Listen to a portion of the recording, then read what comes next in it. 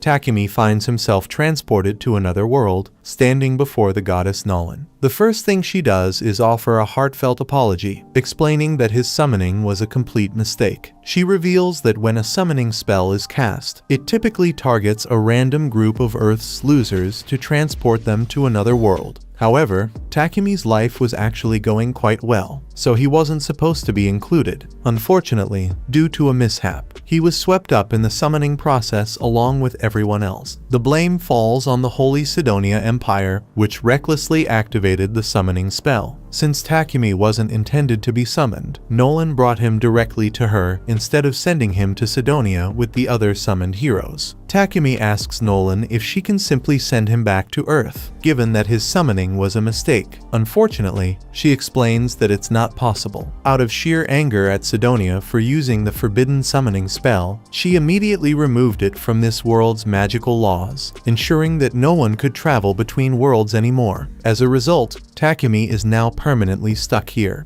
To make matters worse, the summoning process technically killed him. When Takumi realizes he's now a disembodied ghost, he begins to panic, but Nolan reassures him that there's no need to worry. While she can't return him to Earth, she can provide him with a new body and help him start a new life as a citizen of this world. As an apology, since this is partially her fault, she offers to grant him her blessing to make his life easier. Takumi doesn't really have much of a choice, so he agrees to be reborn into this world. Nolan is glad to hear that because it makes this a lot easier for her. She tells him to open his status screen to check out the new life he will have. When Takumi does, he finds out that Nolan is planning to give him a 17-year-old body, even though he's 40. Nolan tells him not to bother with the minor details. More importantly, he still needs to pick out his job. She tells him that there are two main classes for jobs. If Takumi wants something more combat-focused, he can pick things like swordsman, knight, or hunter. But if that doesn't appeal to him,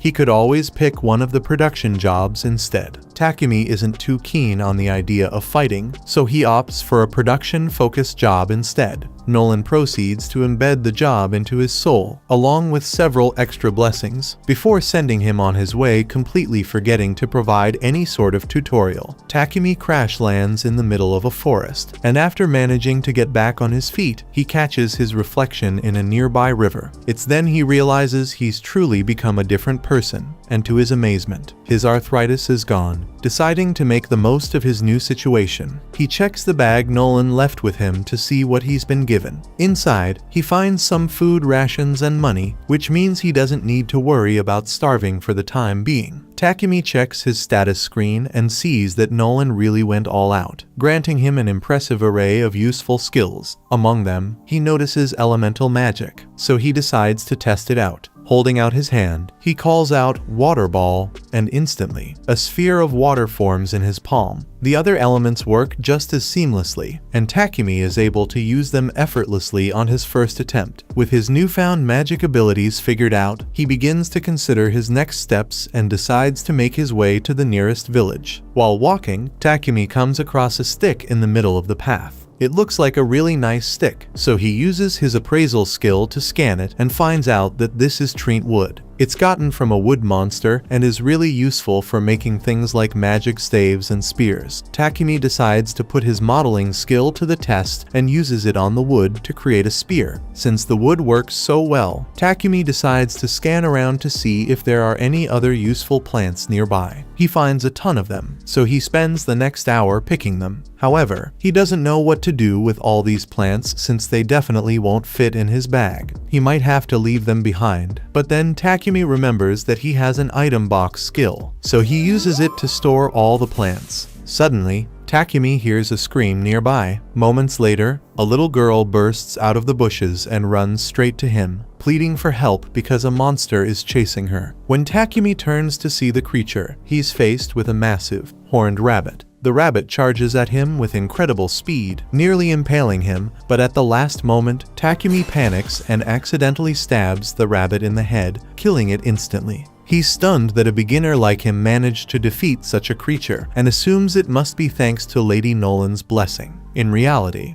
the goddess had nothing to do with it. It was pure dumb luck. After his fight, Takumi is granted the job title of warrior, much to his dismay, as he had hoped to avoid combat entirely. However, he sets that aside for now and checks to see if the little girl is unharmed. She introduces herself as Molly and assures him she's fine, explaining that she was out gathering herbs but wandered too far from Board Village and ended up getting attacked. When Molly mentions a village, Takumi gets excited and asks if he can go there. Molly agrees to guide him, but first points out that the rabbit's meat is delicious and asks if he's planning to take it with him. Realizing it would be a waste to leave it behind, Takumi stuffs the rabbit into his item box. Only then does it hit him that he just revealed his item box skill in front of Molly, even though he intended to keep it a secret. Resigned to his slip-up, Takumi follows Molly as they begin their journey to the village. At the same time, the other people who got summoned have just arrived in the Empire of Sidonia, and they are incredibly confused about what's going on. None of them are hurt, but they have no idea where they are. All of a sudden, they hear someone call out to them as heroes. A woman approaches and tells them that they are no longer in their original world and that they have been summoned to use their power as heroes to save this world. She introduces herself to them as the Empress of the Sidonia Empire, Elizabeth, and one look at her face makes the kids realize that she's shady as hell. Just then, Akane's unique skill kicks in, and it seems Nolan granted her the blessing of revelation. If she follows her gut instinct, she will naturally arrive at the right answer. And right now, Akane's gut is telling her that Elizabeth is a traitor, so she can't be trusted. By the time Takumi arrives in Board Village, Molly's parents come out to greet him and thank him for rescuing their daughter. Molly's father introduces himself as Banga, while her mother is Martha. They express their admiration for Takumi, assuming he must be a very responsible person to have traveled such a long distance on his own. Takumi takes the opportunity to ask if it would be possible for him to stay in the village for a while, explaining that he has nowhere else to go. Banga and Martha warmly welcome him, but mention that, unfortunately, there isn't an inn in the village, so there's currently no place for him to stay. However, they suggest a solution. The villagers can build him a house. Soon, the entire village gathers around an empty plot of land, ready to get started. Wanting to contribute in some way, Takumi decides to use his earth magic to flatten the ground for the foundation. It's the first time he's used magic on such a large scale, and the effort nearly causes him to pass out from mana depletion.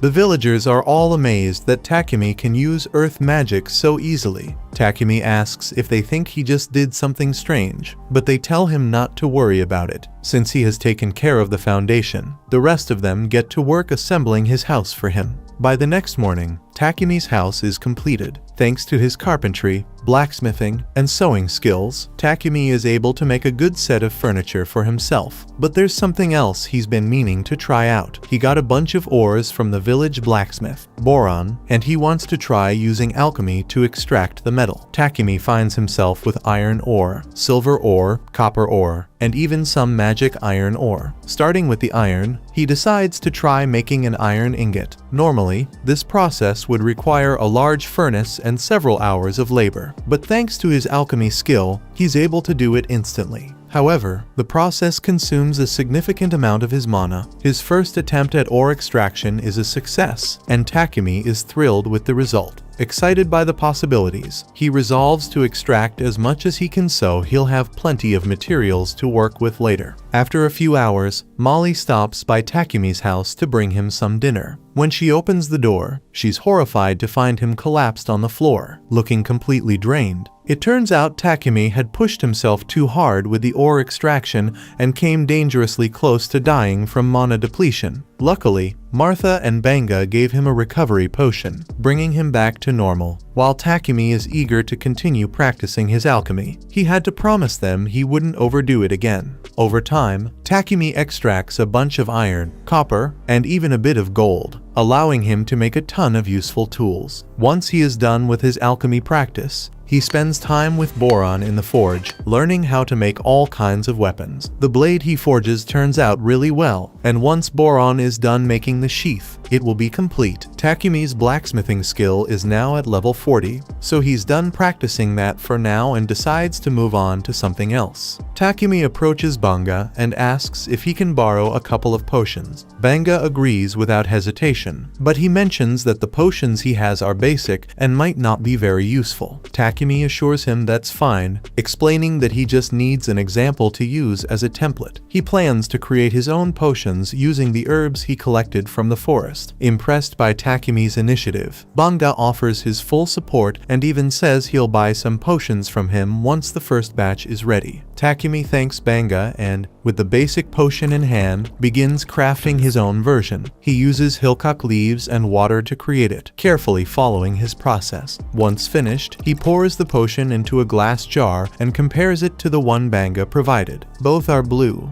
but the potion Takumi made is noticeably more vibrant and appears to contain traces of magic. Despite the promising appearance, Takumi isn't sure if it's a success. He knows he needs to test it to confirm it's safe, but the thought of potentially poisoning himself makes him hesitant to take the risk. To build up some poison tolerance, he decides to eat whatever questionable items he can find until he's about to die, and then use healing magic to cure himself. After a couple of hours of this self-destructive experiment, he feels absolutely terrible. On the bright side, curing himself so much has granted him the purification skill, which will definitely come in handy at some point. As Takumi is getting back to his feet, he hears a noise behind him and finds a massive boar staring him down. The boar is clearly hostile, so Takumi readies his spear to defend himself. However, as the boar charges, the spear breaks on impact, leaving the boar unscathed and Takumi defenseless. Desperate, he uses every type of magic at his disposal, but nothing seems to harm the boar. As if things couldn't get any worse, he catches sight of a poison spider creeping up behind him, poised to strike. Takumi realizes he's completely cornered. Instead of attacking Takumi, the spider turns its attention to the boar, throwing off its charge and causing it to miss him. However, the boar isn't backing down and continues its assault, leaving Takumi with little time to react. So far, none of his physical attacks have worked, but there's still one tactic he hasn't tried. As the boar charges at him again, Takumi leaps into the air and, at the moment of impact, uses his alchemy skill on the boar's head to break it down. His quick thinking pays off, allowing him to survive the encounter. Now that he's safe, Takumi decides to check on the spider since it helped him out earlier. The spider is in really poor shape after being hit by the boar. Takumi decides to heal it so it doesn't die. Afterwards, he gets up to return to the village, but then he receives a notification telling him that he has successfully tamed the spider. He didn't realize it was even possible to tame a spider, but he's hesitant to take it with him since spiders are considered dangerous monsters. The spider gives Takumi an adorable look with its cutesy eyes, and despite everything, he decides to accept it as his pet. To make it official, he names her Maple. Not long after, Takumi returns to the village, proudly showing off the massive boar he managed to kill. The villagers are impressed by his feat, but their amazement grows even more when they see the poisonous spider he's tamed.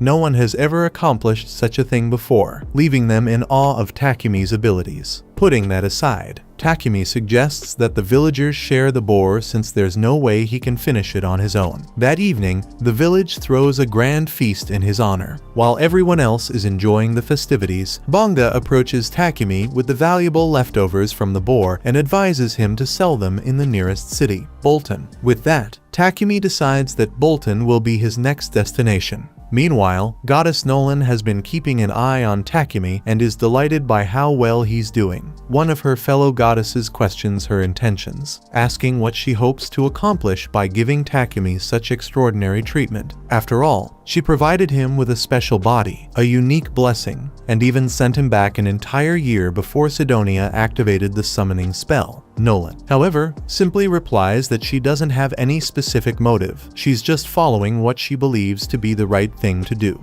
Watch this next video on screen and subscribe to not miss next part.